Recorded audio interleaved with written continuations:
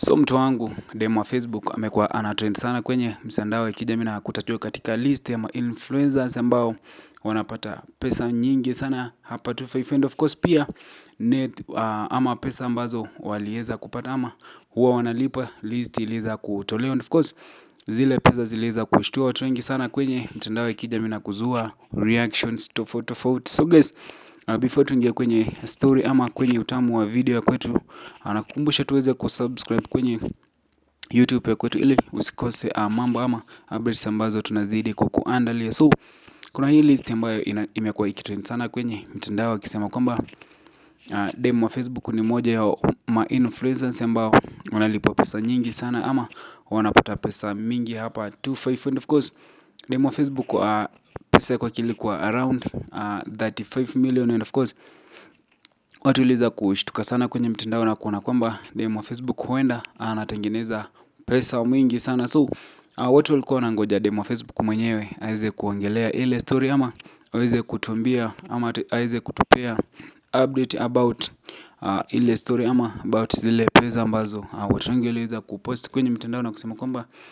huo ndo mshahara wa kwake ama hizo ndizo pesa ambazo alikuwa anapata kama influencer hapa 254. So demu wa Facebook mwenyewe aliweza kureply ama aliweza kukuja wazi kwenye mtandao wa kijamii na kusema kwamba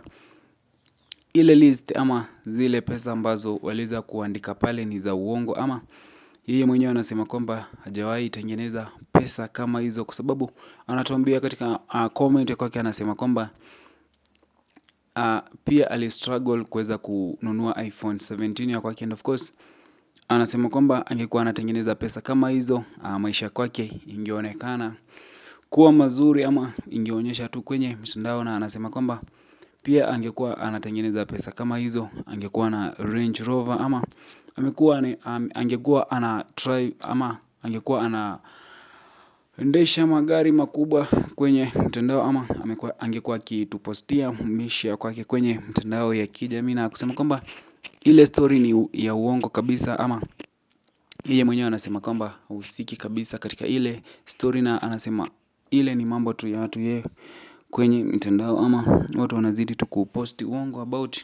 demu wa Facebook na kusema kwamba anatengeneza pesa nyingi sana na kuweka millions of money, pesa ambazo yeye mwenyewe amebaki akishangaa na kusema kwamba pia anatamani kutengeneza pesa kama hizo. So guys, tunazidi kufuatilia mambo mengi kwenye mitandao ya kijamii. Huenda ni mara ya kwanza kupatana na account ya kwetu, na kukumbusha tuweze kusubscribe ili usikose updates na mambo ambayo tunazidi kukuandalia. Mimi nako Trendy Reports, tupatane kwenye video nyingine ambayo tunakuandalia katika YouTube ya kwetu. Usikose pia kuweza kuniachia maoni ya kwako.